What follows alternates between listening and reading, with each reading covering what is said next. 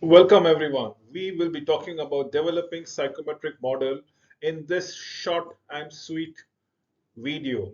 Exactly understanding what exactly is psychometric models are all about it, psychometric tests are all about it, the utilizations, and we'll wind up this videos with at least two or three examples for your understanding is what exactly we want to measure and how do we go ahead and measure it. Yes, so let us proceed with the introduction. What is psychometric? It is one of that field that concerns with theory, with techniques of measuring your aptitude, cognitive ability, emotional, psychological measurement is what psychometric is all about. It includes the measurement of your knowledge, your abilities, your attitude, your thought process, the personality traits that you want to display. And that is what we are looking forward out here, nothing else beyond it. It has two major reasons. Research talk. What are they? We would love to find up with an instructions as to what needs to be done time and again, the construction of instruments and the procedures for measurement. Thereby we need to ensure that things are moving in right direction, the development refinement of the theoretical approaches to measurement per se. The person who practices psychometrics are known to be psychometricians, and that is what we will love to go around it. All psychometric possesses a specific qualification about how to measure and what needs to be done then and there. The psychometric reasons what the test is all about it.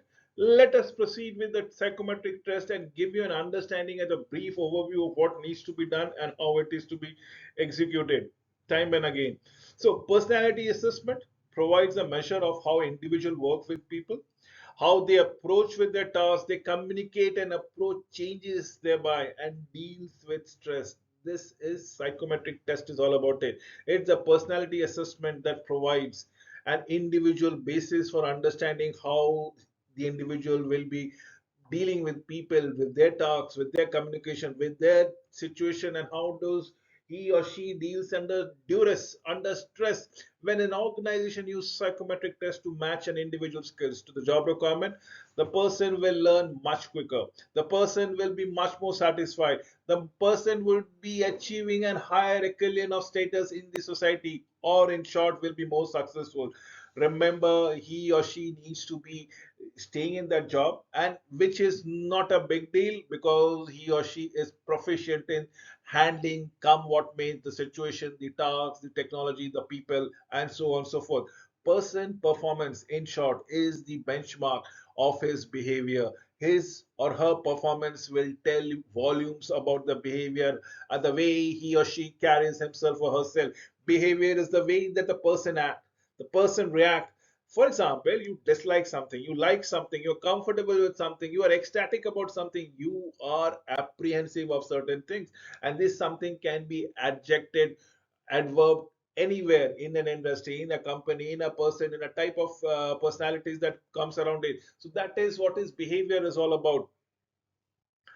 So, what is psychometric test? Now, let me give you a glimpses as what exactly would be the psychometric test, and with another 2 minutes to go around here, we will understand psychometric test. At least three types of test is what we would love to give the audience all about it. A brief understanding is what are we trying to measure and how do we proceed with it. So psychometric test is essentially very structured, very formal. It is uniform, come what may. So it is the psychometric test might be administered onto me based on my age, skills, technical knowledge, and with another person who has a similar set of age, knowledge, and technical prowess. So then both of us individual can be compared as towards the performance on that particular test, and coming without with flying colors who is much more comfortable or tends to be more successful in due courses of time. So these are formal structured exercises designed by psychologists to measure psychological qualities such as reasoning ability and personality factors. Thereby this is what psychometric test is all about it. They are very careful, very carefully researched and tested to ensure that they are fair, reliable, and valid as the case might be. They're administered and scored in a standardized way, allowing your results to be compared with people who have taken the test before. So, irrespective of the person to person, it can be in a different time span, time horizon. People can take the psychometric test and they can easily be compared accordingly. Comparison groups used will often be of that of other university students, of other recent graduates. Did I say about my age, my technical knowledge, my communication abilities on similar scale, somebody else with a similar communications ability, similar age bracket, similar technical knowledge, they can be matched, they can be varied, they can be compared based upon the psychometric test that these two-person might come around. Similarly for university students, similarly for people at the same age bracket of 20 to 25, probably of which you people must be venturing into. So essentially, there are two types of psychometric tests that comes around here. One that assesses your personality, one that assesses your character, one that tries to find out your attitude and your reaction ability. And for example, you might be emphatic, you might be communicative, you might be ambitious, you might be extrovert, as the case might be. So that is what we can come to the conclusion of a personality traits that comes around it. We can draw a personality traits and probably predict certain characteristic of the person.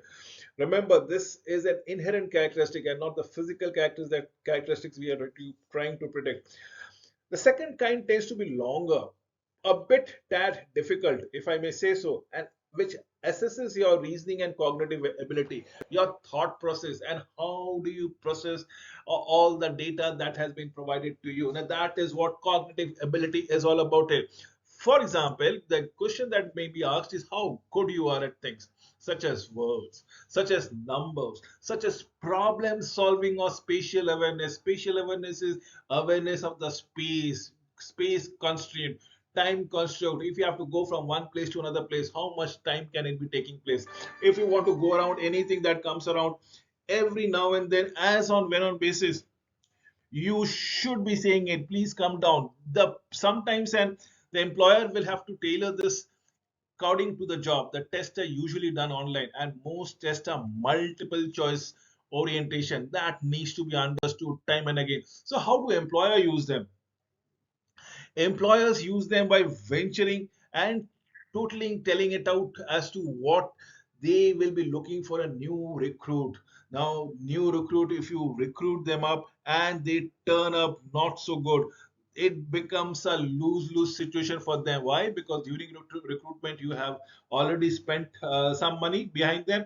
After recruitment, if they hang in with your company for 2, 3, 4 months at best, it is the salary that you have paid and probably no return that the company would be getting it out. So recruitment is an expensive exercise. The employee can be expensive. The employer needs to ensure that they have hired the right person, the person who's going to contribute to the bottom line of the company. Such characteristics like team working, skills, empathy, and the ability to reasons are difficult to assess that the interview. Psychometric tests are more reliable indicators, as the case might be. Psychometric tests also have a big advantage of removing any potential unconscious biasness on behalf of the interviewer.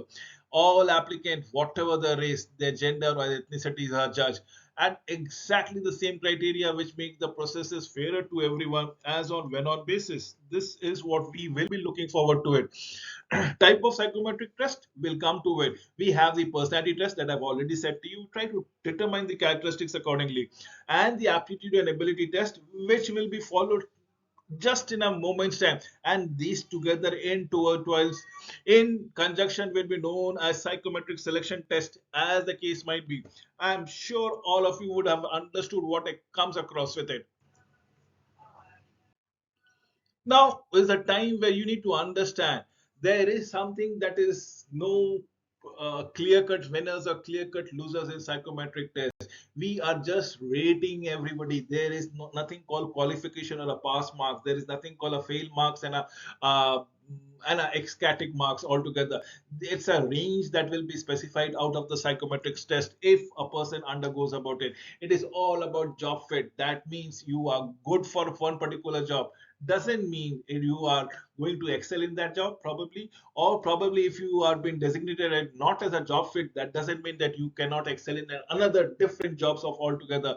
A person who's applying for an airline pilot licenses, probably he or she might fail that test. Doesn't mean that he or she cannot run a locomotive. Locomotive is a train that we're talking about, the metro railways that we talk about. They can perfectly write. Probably this job description is completely different.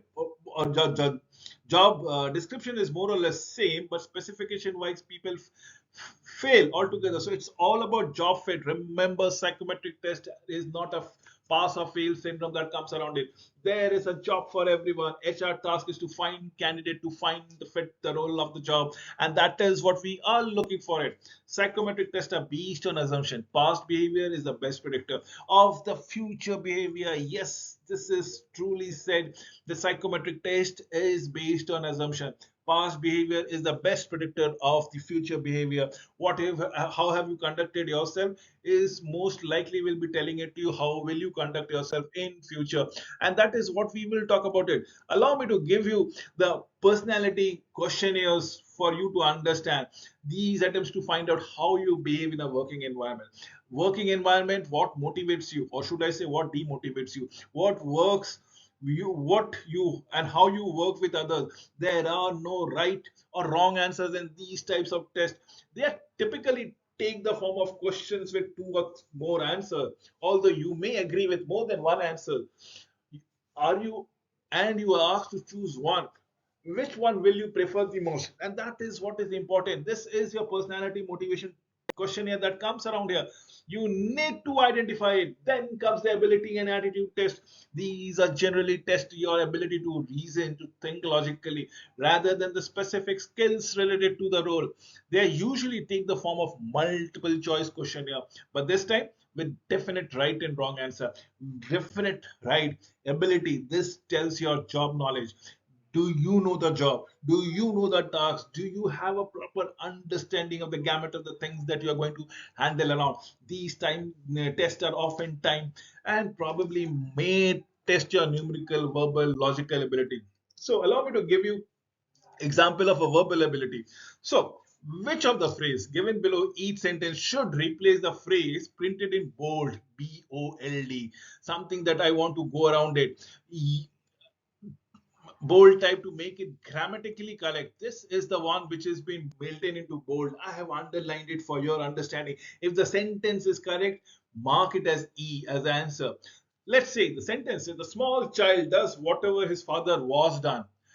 Should be his father has done, A as, or B as an option of his father did, or C as an answer his father does, or D as an answer had done, or E probably the sentence is perfectly right. The right answer, I suppose, is C, which mentions the small child does what his father does. That is exactly, the small child mimics, copies his father day in and out. Let me give you an example of a numerical ability. These are the tests that comes and tells you about your understanding and how you play with your numbers. Three times the first three consecutors order odd integers as three, more than the twice the third. So three times the first, three times the first, three times the first letter, and the consecutive odd integer is three, more than the twice then the third. So this is what you need to understand. The third integer, is it A 9, B 11, C 13, and D 15? And the answer is D. It is 15, 5, 10, 15. If you might go around it, the elaboration is given. Let the three integers be x plus 2, x plus 3, and x, right? So, sorry, x plus 2 and x plus 4. Why? Because it is 3 times. So 3x is 2x plus 4 plus 3. So x becomes 11. The third integer is x plus 4 as the 15 part. Now this is all about numerical ability. If we have not understood, I am just going for a little pause for you to understand this numerical ability test. Remember, 3 times the first and 3 consecutive integers. So x, x plus 2, and x plus 4. Odd integers is 3 more than the twice than the third. That is what we are talking. The third integer has to be 15 in this case, as the case might be. We come to another inventories just to give you an understanding of what exactly would be a personal inventory. For each of the statement, there might be n numbers of statement. Probably you are traveling in a public transport and people are either the public transport is too crowded. How do you feel? Comfortable, not comfortable? Can we reverse the situation? You are again moving in a public transport. This time at the wee hours, at an odd hours you are traveling, and the public transport is relatively scantily available. People cannot be seen in most of the cases. Are you again comfortable or uncomfortable? So situation remains in a overcrowded public transport and absolutely no crowd. In fact, absence of human being in a public transport. How comfortable are you? So you need to mention this statement where you have strongly agree, disagree, neutral, agree, strong agree. Tell us about your comfortable cases. Are you strongly uncomfortable, strong, just uncomfortable, or you are neutral, okay with it? Are you comfortable as in when on basis, but not so? And basically you're strongly comfortable. That needs to be understood time and again. So you need to point the scale. There are two negatives, one negative, neutral is in between pluses and minuses, then we have a plus sign, and then the double plus sign that comes around it. That is the personal inventory that comes around. Yes, in a public transport, how comfortable you can be along with it. With this, I come to an end of this presentation. Thank you for watching this video till the very end.